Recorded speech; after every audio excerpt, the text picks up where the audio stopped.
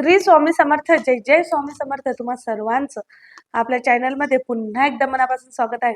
तुमचा आजचा दिवस खूप आनंदात जाऊ. तुमच्या सर्व चांगल्या इच्छा स्वामी महाराज नक्कीच पूर्ण करो ही स्वामीचरणी प्रार्थना करते आणि आजच्या व्हिडिओला सुरुवात करते. आजच्या व्हिडिओमध्ये खास महत्त्वाची अशी माहिती सांगणार आहे. म्हणजे प्रत्येकाचे काही ना काही प्रश्न असतातच. मग ते लग्नासंबंधित असो की माझं लग्न यावर्षी होईल का, या मुलाशी लग्न होणं चांगलं आहे की नाही, माझ्या पसंतीच्या मुलाशी लग्न होईल का, मला नोकरी लागेल का, प्रमोशन होणार का, कर्ज असेल तर कर्ज केव्हा फिटणार, अशा भरपूर काही, आणि ज्यांना पैसे दिले आहेत ते पैसे परत करतील का, अशा वेगवेगळे प्रश्न तुमच्या मनामध्ये उद्भवत असतात. तर स्वामींना हे प्रश्न स्वामींपर्यंत पोहोचता का, स्वामी आपल्याला उत्तर काय देतात, ही सर्व माहिती जर जाणून घ्यायची असेल ना, तर आजचा व्हिडिओ खास तुमच्यासाठी आहे. नक्की शेवटपर्यंत आवर्जून बघावा. आणि जे पण ताई दादा आपल्या चॅनलवर नवीन आहे त्यांनी चॅनलला लगेचच सबस्क्राईब करा, जेणेकरून अशाच नवनवीन व्हिडिओ, नवनवीन माहिती तुमच्यापर्यंत लवकरात लवकर पोहोचेल. तर बघा, जर तुमचे सुद्धा असे काही प्रश्न असतील ना, तर स्वामींना कौल मागा. तर आता सुद्धा बरेचसे ताई दादा असे आहे जे खूप वर्षापासून स्वामींची सेवा करत आहे आणि त्यांना थोडं जरी काही प्रॉब्लेम आले किंवा काही समस्या असले ना, तर ते स्वामींसमोर कौल मागत असतात. स्वामींना उत्तर द्यायला सांगतात आणि स्वामी उत्तर देता सुद्धा. फक्त ते असतं की आपला त्यांच्यावर कितीपत भरोसा आहे, तुम्ही त्यांच्यावर किती विश्वास ठेवत आहे आणि स्वामींनी दिलेलं उत्तर ते तुम्ही मान्य करता की नाही करत. आता आता सुद्धा 75% लोक असे आहे की स्वामींना चिट्ट्या करून, स्वामींपुढं कौल मांडून स्वामींना विचारत असतात आणि स्वामींचं जे उत्तर येते ना, ते मान्य करत असतात. मग ते उत्तर हो येऊ किंवा मग नाही येऊ. कारण बरेच वेळेस काय होतं ना, जर उत्तर नाही आलं तर म्हणजे भरपूर ताई दादा असे आहे की जे उत्तर नाही आलं ना, तर लगेच म्हणतील असं काही नसतं आणि हे आपल्या मनाची समजूत. तर हे आपला विश्वास असतो. जर विश्वास पूर्ण असेल ना, तर नक्की चमत्कार घडत असतो. कारण स्वामी म्हणत असता, चमत्कार चमत्कार हे काही नसतं. जेव्हा तुम्ही पूर्ण विश्वास ठेवता, पूर्ण श्रद्धा ठेवता ना, तेव्हा जी गोष्ट चांगली आहे ना, ते स्वामींना आवर्जून तुमच्यासाठी करावीच लागते आणि तेव्हा चमत्कार नक्की घडत असतो. तर आता हे प्रश्न कसे मांडायचे, केव्हा मांडायचे हे सांगते. जर तुमच्या आयुष्यामध्ये सुद्धा खूप साऱ्या अशा समस्या आहे, पैशा संबंधित आहे किंवा कोणी तुम्हाला पैसे मागत आहे, मग तुमचं एक मन म्हणतं हो यांना पैसे द्यायचे आहे, एक मन म्हणतं नाही. आणि कारण प्रत्येकाला दोन मन असतातच. प्रत्येक कुठलं चांगलं काम करायचं असेल तेव्हा किंवा हो येतं किंवा नाही येतं. आणि बरेच वेळेस काय येतं ना, जर आपल्याला कुठलं काही चांगलं काम करायचं आहे, त्या अगोदर आपल्या मनामध्ये चांगले विचार येण्याऐवजी वाईट विचार येतात. मग जर बिझनेस टाकायचा असेल तर सर्वात अगोदर आपल्या मनामध्ये हा विचार येईल, मग जर हा बिझनेस चालला नाही तर, मग यामध्ये लॉस झाला तर, आपले पैसे डुबले तर, असे काही वेगवेगळे प्रश्न आपल्यामध्ये उद्भवतात. याचमध्ये जर तुमच्या मनामध्ये जर स्वामी असतील, नेहमी स्वामींचा नामजाप करत असाल, तर विश्वास ठेवून सांगते, जर जेव्हा पण तुम्ही नवीन व्यवसाय बिझनेस टाकता ना, तेव्हा तुमच्या मनात हाच प्रश्न येईल की स्वामी आहे सोबत, बिझनेस माझा नाही आहे, बिझनेस स्वामींचा आहे, तर स्वामी चालवतील, मला फक्त काम करायचं आहे. नक्कीच तो बिझनेस खूप खूप प्रगती करेल आणि जे सुद्धा तुमचं काही कार्य असेल ना, नक्कीच पूर्ण होईल. तर आता आपले स्वामींसमोर आपले प्रश्न कसे मांडायचे, स्वामींना कौल कसा मांडायचा हे सर्व सांगते. बघा, तुम्हाला सर्वात अगोदर असे 2 कागद घ्यायचे आहे. म्हणजे वहीचे कागद घ्या किंवा मग डायरी असेल, छोटेसे असे कागद घ्यायचे आहे आणि कागद हे सेम असाव्या. असे सारखे सारखे तुम्हाला 2 कागद घ्यायचे आहे. त्याची लांबी रुंदी ही सेम असावी. कारण काय होतं, जेव्हा आपण चिठ्ठ्या करतो ना, त्या सारख्या चिठ्ठ्या यायला पाहिजे. कारण मग तुम्ही घडी करचाल, एक छोटी होणार, एक मोठी होणार, तर नको. आपण दोन्हीही अशा सारख्या राहतील असे कागद घ्यायचे आहे. मग सर्वात अगोदर इथं वरती श्री स्वामी समर्थ, जशी आपण तुम्ही नेहमी मला कमेंट टाकत असता श्री स्वामी समर्थ, त्याच पद्धतीत इथं वरती लिहायचं श्री स्वामी समर्थ. लिहिल्यानंतर तुमचा काय प्रश्न असेल, मग माझं लग्न जुळत नाही आहे, खूप वर्ष झाले लग्न होतच नाही आहे, खूप कर्ज आहे, कर्ज केव्हा फिटेल, कसं फिटेल, किंवा मग माझं स्वतःचं घर होण्यासाठी स्वामी मी घर बघायला चाललो, हे घर होणार का माझं, स्वामी हे घर मी घ्यायला पाहिजे का, किंवा मग मुलांच्या शिक्षणाबद्दल असेल की हा पास होईल किंवा नाही येईल, किंवा मला नवीन बिझनेस टाकायचा आहे, मी स्वामी हा नवीन बिझनेस टाकू का, मला याच्यामध्ये प्रगती मिळेल का, असे बरेचसे तुमचे जे काही प्रश्न असतील ते या दोन्हीही कागदावर लिहायचे. आता प्रश्न लिहित असताना वेगवेगळे प्रश्न नाही लिहायचा आणि कागदावर एक पेक्षा जास्त सुद्धा प्रश्न लिहायचे नाही. हा, तुमच्या मनामध्ये जास्त प्रश्न असतील तर नक्कीच तुम्ही आज एक प्रश्न लिहा, उद्या लिहा किंवा मग 8 दिवसांनी लिहा किंवा तुम्हाला वेळ मिळेल तेव्हा लिहा, चालेल. पण एका कागदावर म्हणजे हे जे 2 कागद आहे ना, यावर एकच प्रश्न तुम्हाला लिहायचा आहे. श्री स्वामी समर्थ.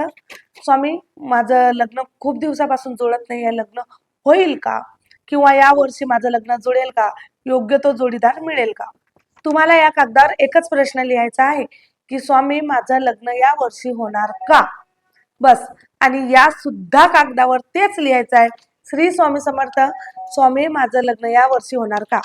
दोन्हीही कागदावर एकच प्रश्न असावे. मी परत परत सांगते की दोन्हीही कागदावर एकच प्रश्न पाहिजे. कारण काय होतं ना, मग बरेच वेळा कन्फ्यूज होऊन जाता की मग आम्ही 2 प्रश्न टाकू का किंवा मग 2 प्रश्न टाकले तर चालतील का? नाही. तुम्ही जेव्हा कौल घेता तेव्हा एकच प्रश्न तुम्हाला टाकायचा आहे. एक प्रश्न ठेवायचा, कुठलाही असो, मग तुमच्या कर्जासंबंधित असो, स्वतःचं घर होण्यासंबंधित असो, पण तुमचा प्रश्न हा एकच पाहिजे.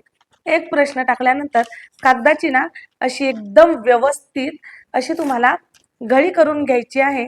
दोन्ही कागद याच्यासाठीच तुम्हाला मी सारखे सांगत आहे, कारण की घडी ही व्यवस्थित व्हायला पाहिजे. अशी दोन्ही पद्धतीत अशी छोटी घडी तुम्ही करून घ्यायची कागदाची. बघा, या पद्धतीत अशी छोटी घडी केली ना, अशी छोटी. आणि या दुसऱ्या सुद्धा कागदाची प्रश्न लिहिल्यानंतर तुम्हाला एक घडी करायची आहे.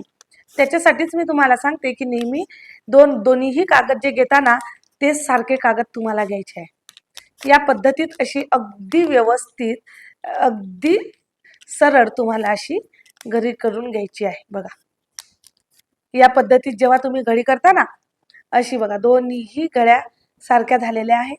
ह्या दोन्हीही चिठ्ठ्या स्वामींच्या चरणाशी तुम्हाला ठेवायच्या आहे. घरी तुमचा स्वामींचा फोटो असणारच आहे. स्वामींच्या चरणाशी ह्या चिठ्ठ्या ठेवायच्या आणि तुमच्याकडं जर स्वामींची उदी असेल किंवा रक्षा असेल ती घ्या, किंवा मग नसेल ना तरी सुद्धा चालेल, काही हरकत नाही. जेव्हा आपण मंत्र म्हणणार म्हणजे ह्या चिठ्ठ्या स्वामींच्या चरणाशी अर्पण करायच्या. 11 माळी श्री स्वामी समर्थ जप करायचा आहे. 11 माळी श्री स्वामी समर्थ जप कसा करायचा? श्री स्वामी समर्थ, श्री स्वामी समर्थ, श्री स्वामी समर्थ, या पद्धतीत जप करायचा आहे.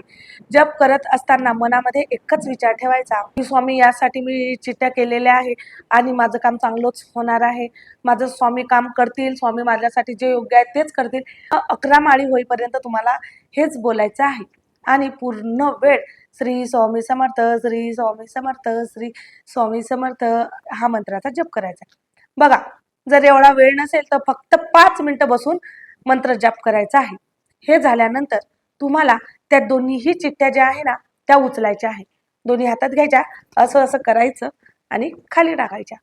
जर तुम्हाला नसेल जमत, तुमच्या घरामध्ये छोटं बाळ असेल, छोटं मूल असेल, त्यांना सांगा त्या दोन्ही चिठ्ठ्या उचलायला, असं हलवायला आणि असं खाली टाकायचं, असं सांगा. आणि मग त्यापैकी एक चिठ्ठी तुम्हाला उचलायची आहे. एक चिठ्ठी उचलल्यानंतर ती चिठ्ठी ओपन करा आणि त्या चिठ्ठीमध्ये काय लिहिलं आहे ते वाचा. चिठ्ठीमध्ये हो लिहिलं असेल. आता एक सांगते, विसरले होते अगोदर. तर बघा, जेव्हा तुम्ही श्री स्वामी समर्थ तुमचा प्रश्न लिहिता ना, तेव्हा त्या प्रश्नाखाली हो आणि एका चिठ्ठीवर नाही असं लिहायचं आहे. म्हणजे माझं लग्न या वर्षी होणार का? होय. माझं लग्न या वर्षी होणार का? नाही, असं तुम्हाला लिहायचं आहे. कुठलंही काम, बिझनेस असो किंवा शिक्षण असो किंवा मग व्यवसाय असो किंवा तुम्हाला कुठलं कोणाला उधार पैसे द्यायचे असो, एका चिठ्ठीवर मी पैसे देऊ का? हो. मी पैसे देऊ का? नाही, असे दोन्ही चिठ्ठीवर हो किंवा नाही लिहायचं आहे. आणि जेव्हा तुम्ही असं करून चिठ्ठ्या काढसाल, ती चिठ्ठी ओपन करसाल, जर नाही आलं तर ते काम करायचं नाही. कारण कसं होतं ना, हो जर आलं तर आपण काम करणारच आहे, यामध्ये काही शंकाच नाही. पण नाही आलं ना तर ते काम करायचं नाही, त्यामध्ये तुम्ही नक्कीच फसाल. बघा, बरेच ताई दादा म्हणतील मग असं होतं का आणि हे कसं करायचं? तर आता सुद्धा 75% लोक हे काम करतात, ह्या चिठ्ठ्या करत असतात, स्वामींचा कौल घेत असतात. म्हणून पूर्ण विश्वासाने सांगत आहे, मी खूप अनुभव याचे घेतलेले आहे. तुम्ही देखील अनुभव घेऊन बघा आणि नंतर माझ्यासोबत शेअर करा. घरी होत नसेल ना तर तुम्ही केंद्रात जात असाल, त्या दिवशी गुरुवारी अशा 2 चिठ्ठ्या करून न्यायच्या. 2 चिठ्ठ्या नेल्यानंतर तुम्हाला स्वामींच्या चरणाशी तिथं साईडला असं ठेवायच्या चिठ्ठ्या. स्वामींचा पूर्ण आरती होते, मंत्र जाप सर्व होईल तोपर्यंत चिठ्ठ्या तशाच ठेवायच्या. ते झाल्यानंतर चिठ्ठ्या घरी घेऊन यायच्या. चिठ्ठ्या अशा हलवायच्या, टाकायच्या. एक चिठ्ठी उचलायची, त्यामध्ये बघायचं काय आलंय, हो आलं की नाही आलं. हो आलं अर्थातच तुम्हाला ते काम करायचं आहे, नाही आलं तर ते काम करू नका. अनुभव घ्या, नंतर मला सांगा. आणि बघा, खरंच तुमचे जे काही प्रश्न असतील त्यांना नक्कीच या स्वामी सेवेने ते पूर्ण होणार आहे. आजच्या पुरतं एवढ्याच झालेली सेवा स्वामी महाराजांच्या रुजू करते आणि इथेच थांबते. तुमचे काही प्रश्न असतील तर नक्की कमेंट करा. व्हिडिओ आवडला असेल तर व्हिडिओला लाईक करा, शेअर करा आणि आपल्या चॅनलला सबस्क्राईब करायला विसरू नका. परत भेटू अशाच नवीन माहिती सोबत, नवीन व्हिडिओ सोबत. तोपर्यंत श्री स्वामी समर्थ. जय जय स्वामी समर्थ.